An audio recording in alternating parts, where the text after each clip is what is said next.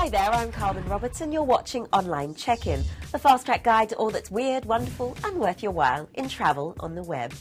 Fancy a free holiday on a country farm? Well, you'll have to work for it on WOOF.org. It stands for Worldwide Opportunities on Organic Farms, and you'll be accommodated for free in return for a bit of elbow grease. Brush up on your Spanish as you pick fruit in rural Argentina, or get weeding in some South Korean soil. Well, if you don't like to get your hands dirty but still want to be in the great outdoors, then check out Bikely.com. Yes, the hint was in the name. This is an online network of user-supplied bike routes around the world. There's no pretty pictures, just a bunch of very useful maps and routes, because it can be quite tricky traversing a car-dominated city on two wheels, especially if it's a new destination. If you're after glossy, then Design Tripper could be right up your street. It's a one-stop shop for design-loving travellers. I love the look of this art hotel in Uruguay, but you might have to have your wits about you to visit the Balancing Barn in the UK. Staying outdoors if you're looking for a beach holiday and want to put your best flip-flop forward, Beach Tomato is the site to see.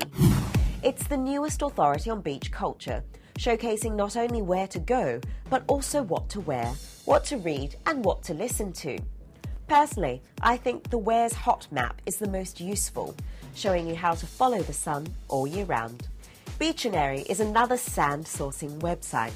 It's a beach community, and users are encouraged to write reviews, upload photos, as well as personal recommendations and reviews. That sounds like a job for a sand artist. Yes, believe it or not, that's an official job title, and British Airways employed one for an ad campaign to launch their newest route to San Diego.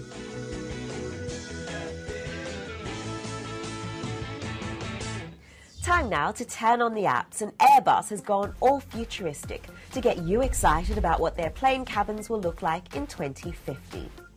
It's really a glorified PR video rather than an actual app, but the concept is cool. I love the idea that we might be able to check in with a handprint, choose our seating configurations, or practice our golf swing mid-plane. Another more useful invention is the saving grace What to Pack app. It's a packing checklist and task reminder tool all in one. The app has preset lists for different trip types: winter, summer, activity holiday or short break. The standard lists are very extensive and you'll probably land up packing the kitchen sink. But I guess it's better than going to the beach without your snorkel, or the after sun cream, or the inflatables. Oh, and don't forget the beach umbrella. I'm wondering how I'm going to fit that in my suitcase though. Tweet of the week time now, and if you've ever dropped your camera in the ocean, this one is for you. A few weeks back, Pt2 featured a story about a man who found a battered memory card washed up on the beach in California. A Flickr account was created with the recovered photos, and the owner of the camera has now been found. The girl in the front of this picture was visiting relatives 4 years ago when she accidentally dropped her camera into the Pacific Ocean from a wharf in Santa Cruz. Amazing to find those photos after 4 years in the sea. And finally, let me leave you with yet another crazy in-flight safety demonstration. This time, it's that 80s exercise guru Richard Simmons, who's doing a bit of moonlighting for Air New Zealand. This is possibly the most frenetic in-flight safety demonstration I've ever seen. Enjoy, see you next time. If your oxygen mask drops down, it's time to take a breather. Pull it down over your nose and mouth, pull the elastic tight, and then breathe normally. And remember, put your mask on first before you help others.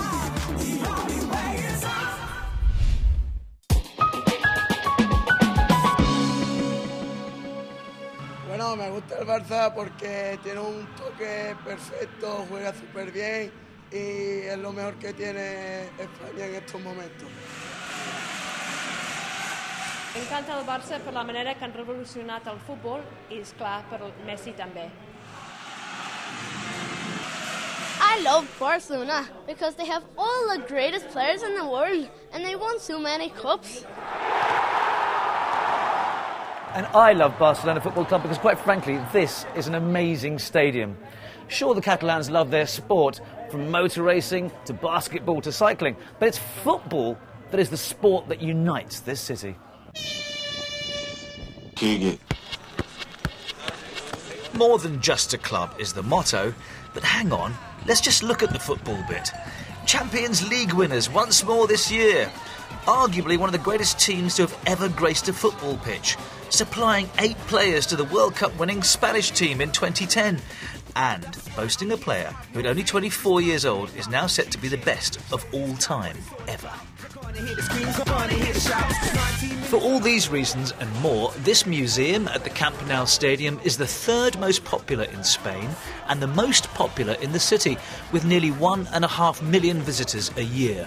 Pretty impressive, considering the region has spaces devoted to the works of Dali, Picasso, Miro and others. Then again, football is art for many people. Well, like me, really.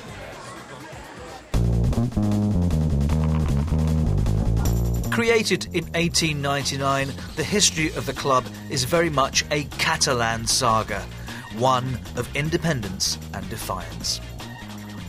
Since always, it has been always a fight between Barcelona and Madrid, between Catalonia and Spain. And yes, during many years, as an example, it was forbidden to speak Catalan in Catalonia, and the only place where people could speak our language was here, in our stadium. Barcelona is a rare species, owned by its 190,000 members with a democratically elected board.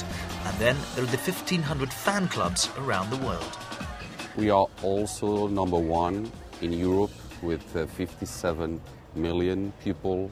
Fans means people that his first choice is FC Barcelona talking about football, and close to 300 million worldwide. The club's been in a unique sponsorship arrangement for some time now with UNICEF, whereby it has paid UNICEF for the privilege of wearing its name. It's also involved with projects in and around Barcelona's more deprived areas and further afield in the developing world. But the club are also paying the price for the commercial demands of modern football. In debt to the tune of some $450 million, the club has had to make compromises, from next season wearing shirts branded by a Gulf-based foundation, and by charging top whack for its merchandise. They'll be flogging Barca crisps next. Oh, they are. Referee! No wonder so many attempted to trawl the streets of the city for better deals. Mind you, with one of the Barca teams said to be dating Colombian superstar Shakira, it was inevitable the players would now be dancing on the glamour world's top table from now on. Where do I begin? But the real romance isn't about Shakira, it's about Lionel Messi and Barcelona. The sweet love story that is... This is a love story, I will say. He's inventing every day new football. And if we talk about the man, not just about the player, I think this is a perfect combination between the man and the player. There'll never be another love, another time. She came into my life and made the living fine. Well, that's all we've got time for this week in our special programme from Barcelona. But join us next time when Fiona will be in Greece, where Zorba is out and cultural heritage is in. Will rebranding the country's image provide a boost to visitor numbers and the ailing economy? And you can catch up with our reports from all over the world on our website at bbc.com/fasttrack, with even more features on bbc.com/travel, where it's History Week, with stories that range from famous memorials to ancient Rome. But in the meantime, from me, Rajan Datar, and the rest of the Fast Track team here in Barcelona, thanks for watching and goodbye.